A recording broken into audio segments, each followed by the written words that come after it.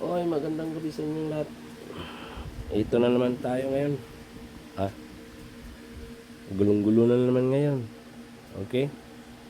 Dahil kang Senator Bato.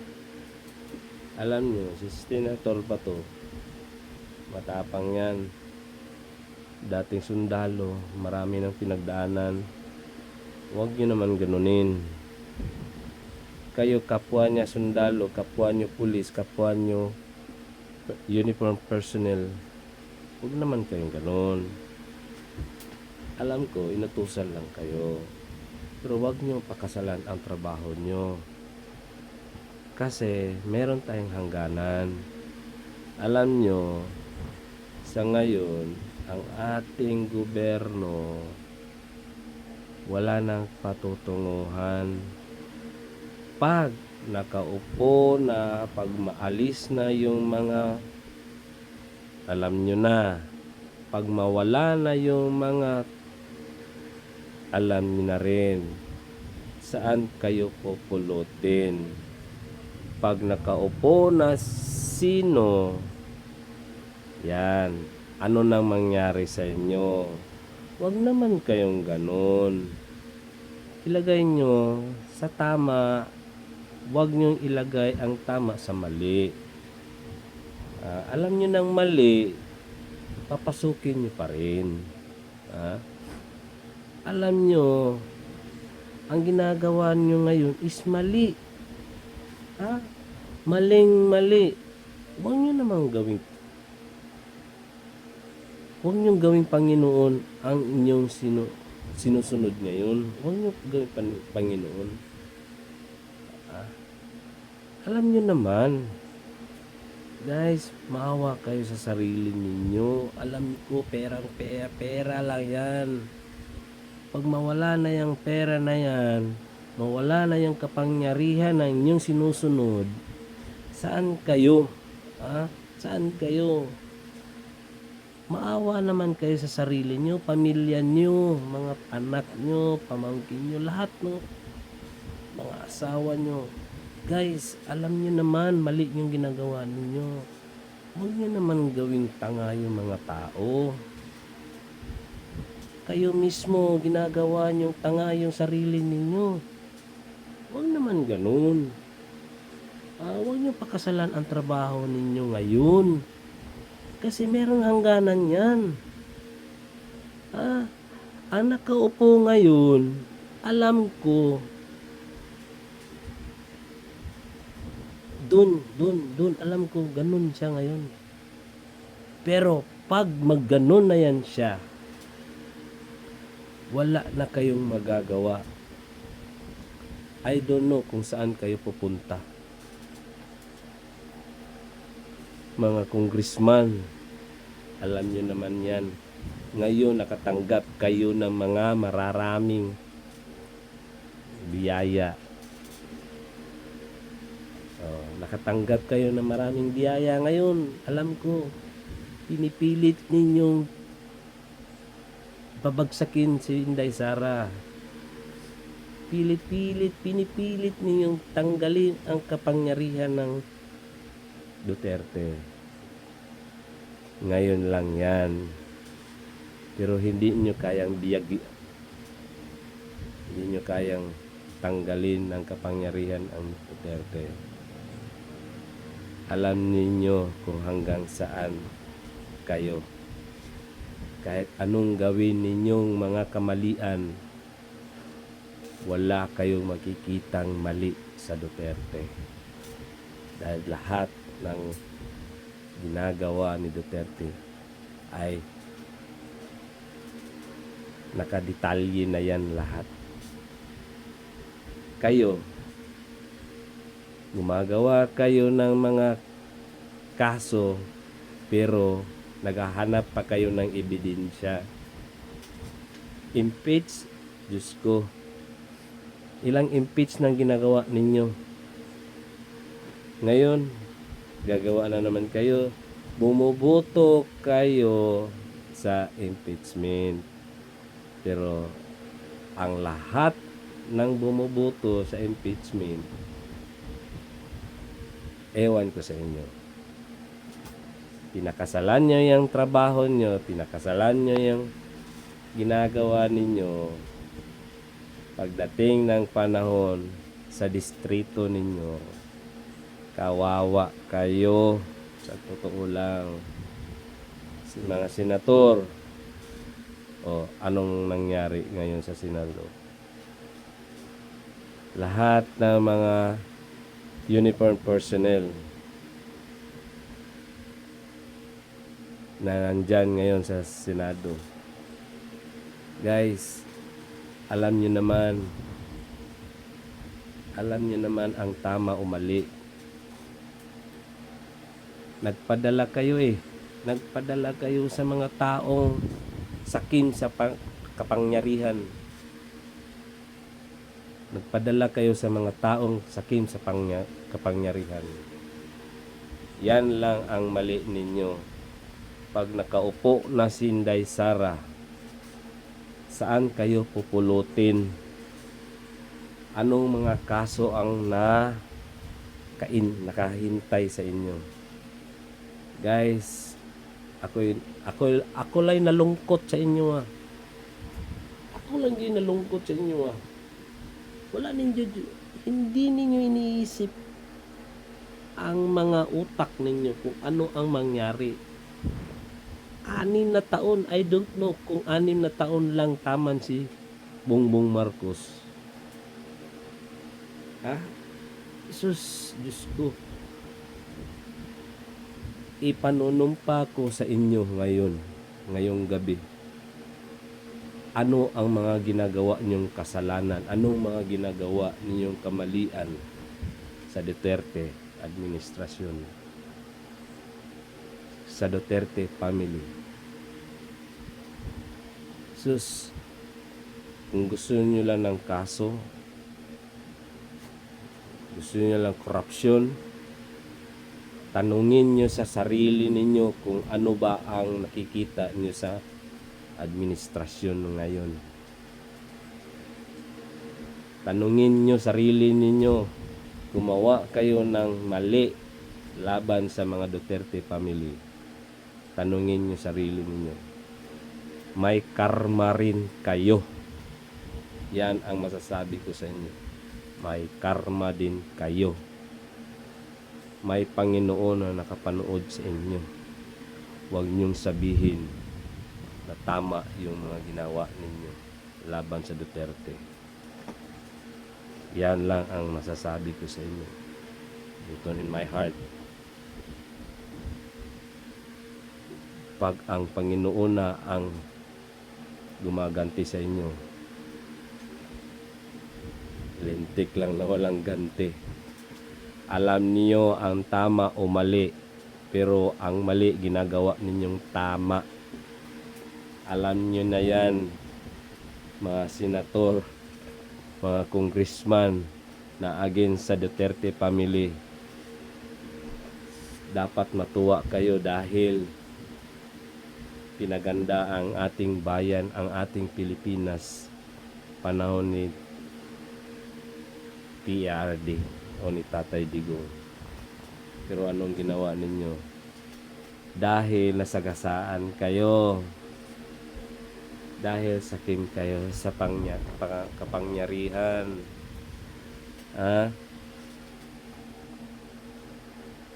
ako lang naawa sa inyo. Ang Panginoon nanood sa inyo, guys. Alam nyo yan. Ikaw mismo alam mo kung sino ka na gumagawa ng mali sa ating Panginoon. Gumagawa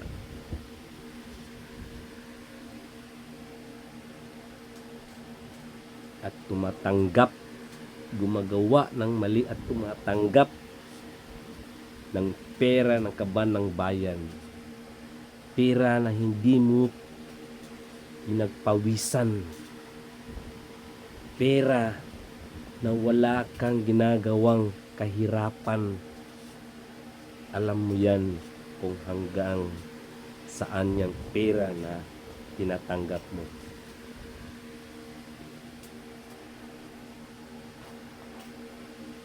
Diyos ko, ako lang ang nalungkot sa iyo. Oh, alam mo naman yan. Sir, ma'am,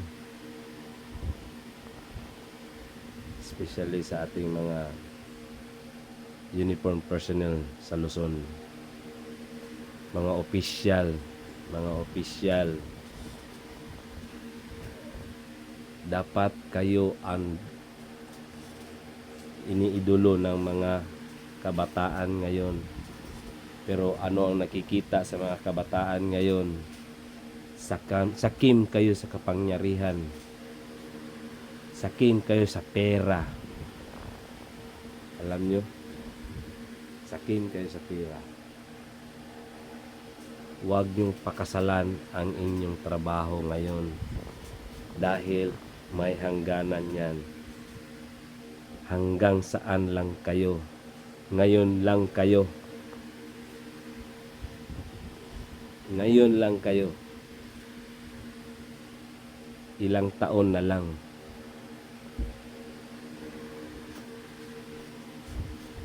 Sabihin niyo akong sinungaling. Diba? Alam ng Panginoon yan. Susumpa ko yan. Kayong tumatanggap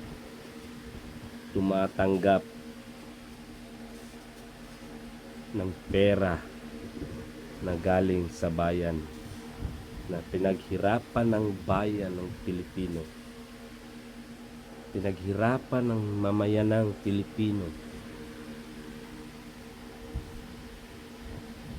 And Jesus is watching you. Remember, ikaw na nanood ngayon, sir, ma'am, alam ko kung ano ang tama o mali. Alam ko kung sino ka. Matanggap mo rin ang iyong kaparusahan ng Panginoon.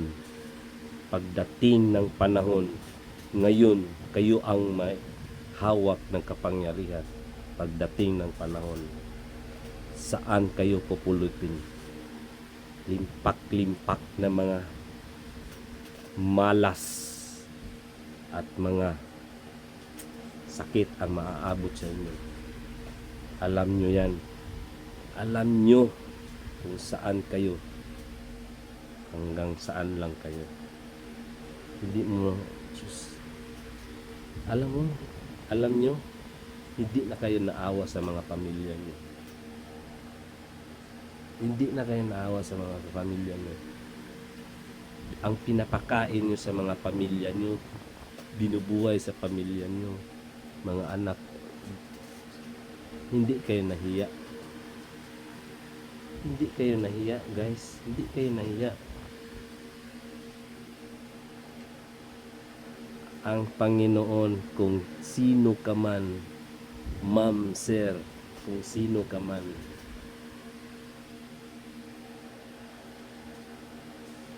ang Panginoon nakapanood sa iyo, nakatingin sa iyo.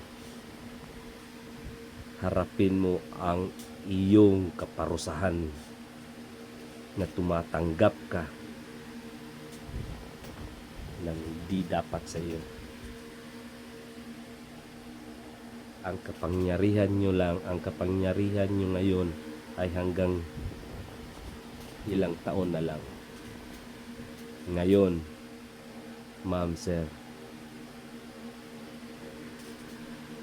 nandyan si Jesus Christ. Alam nyo kung nanonood ang Panginoon sa inyo. Alam nyo yan. Alam nyo yan.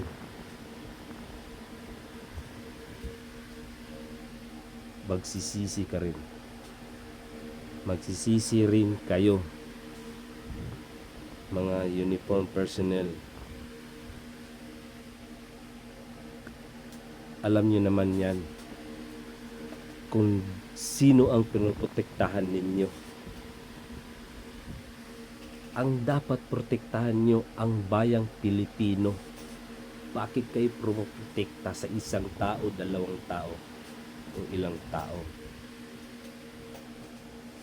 Hindi yan ang inyong sinumpaang salaysay bago kayo pumasok sa inyong serbisyo. Alam nyo yan. Ngayon nyo lang maramdaman yan na marami kayong pera. Bandang huli, pag matapos ng termino nyo, ang Panginoon nakapanood sa inyo. Nakapanood sa inyo ang Panginoon. Alam niyo yan. Ako nalungkot ako sa inyo. Inis na ako sa pangyayari ngayon sa ating Pilipinas, Kasi pakidiyos ko na lang. Naisabi ko lang ito sa inyo para matuto kayo, mag-isip kayo kung hanggang saan ang dapat yung pagsisisi. Pagsasisi niyo yung sarili ninyo ngayon. Kung tama ba o mali yung ginagawa ninyo. Dahil ang inyong ginawa ngayon, pinakasalan nyo ang serbisyo nyo. Alam nyo, hanggang ilang taon na lang kayo. Remember that. Hanggang ilang taon na lang kayo. Lahat ng Pilipino nakapanood sa inyo ngayon. Lahat ng mga Pilipino nakapanood sa inyo ngayon. Sa buong mundo kung ano ang ginagawa ninyo. Pagsisihan nyo sa bandang huli. Yan lang ang masasabi ko sa inyo. Okay, enjoy kayo sa sarili ninyo ngayon. Ang Panginoon nanonood sa inyo ngayon. Panalangin ko sa Diyos na sana ang inyong mga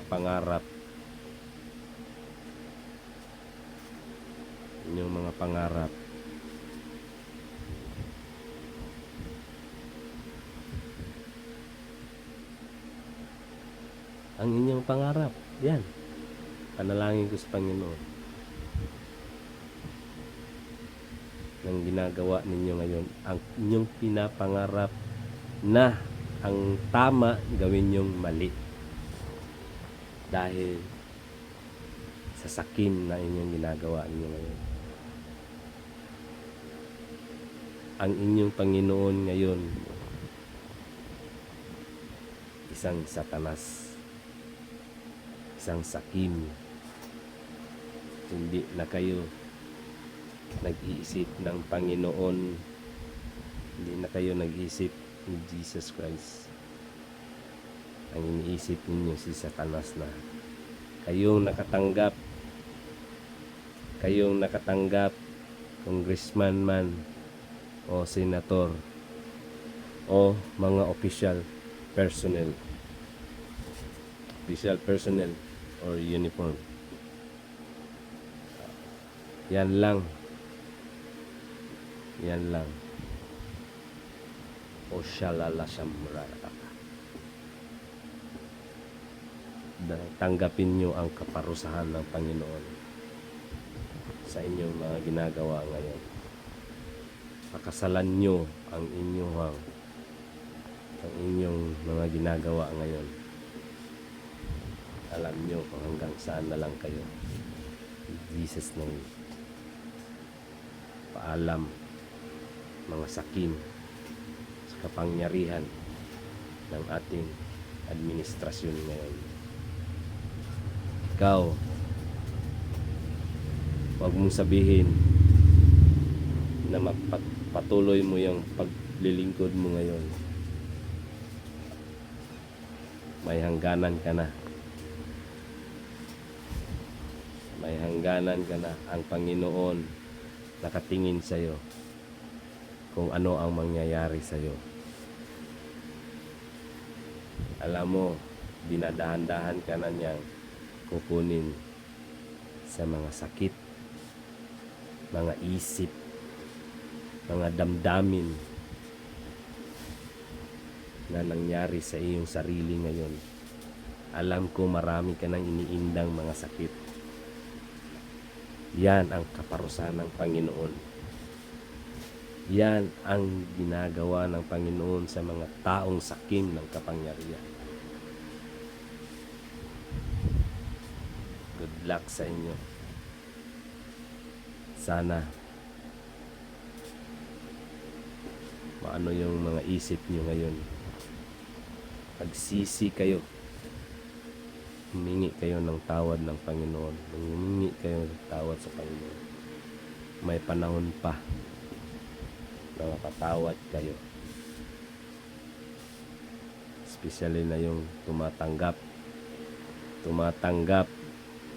ng galing sa kaban ng bayan. Tumatanggap na hindi nyo pinaghihirapan. Pera ng bayan yan. Ikaw, sir, ikaw, ma'am, ikaw, magsisi ka. Ikaw, ma'am, magsisi ka. Sir, magsisi ka. Ngayon, ng gabing ito. Ngayong gabing ito. Panalangin ko sa itaas ni Lord God na lahat ng tumatanggap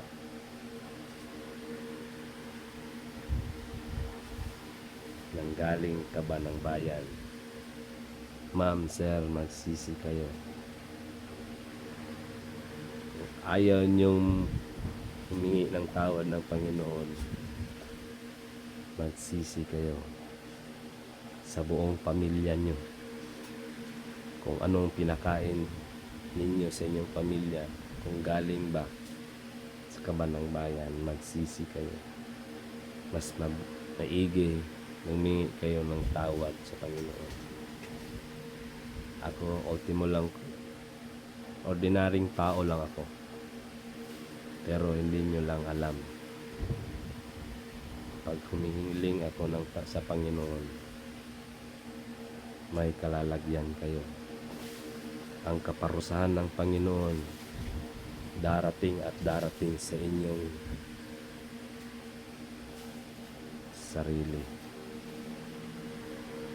Panalangin ko sa Panginoon yan. Dahil sawang-sawa na ako sa rinig sa mga ginagawa niyo sa ating Panginoon. Sukang-suka na ako sa inyo. Inababoy niyo na sila Duterte, ang mga Duterte family. Ngayon, panalangin ko sa inyo. Ipinalangin ko kayo na naman ang magdudusa. Yan. Yan lang kung maisabi ko sa inyo. Lahat ng mga tao ngayon sawang-sawa na sa inyong lahat. Sa totoo lang, sawang-sawa na sa inyo. Tanggapin nyo ang kaparusahan ng Panginoon. Yan lang. Jesus' name. Thank you and magandang gabi sa inyong lahat. Sana magdasal na kayo at manalangin. Patawarin ng Panginoon kayong tumatanggap ng pera ng bayan. Ang inyong kasakiman ngayon lang yan. Pagdating ng panahon, lilipas din yan. Alam nyo kung saan na kayo patungo. Alam nyo kung saan na kayo patungo. Paglilipas na yung panahon ninyo ngayon. In Jesus' name, Lord, patawarin itong mga taong ito. Ikaw man at ikaw ngayon nanonood, kung isa ka man sa mga taong tumatanggap ng pera ng bayan. Alam nyo, manalangin ka na lang at humingi ng tawad sa Panginoon. Dahil ang Panginoon nanonood sa inyo. Alam mo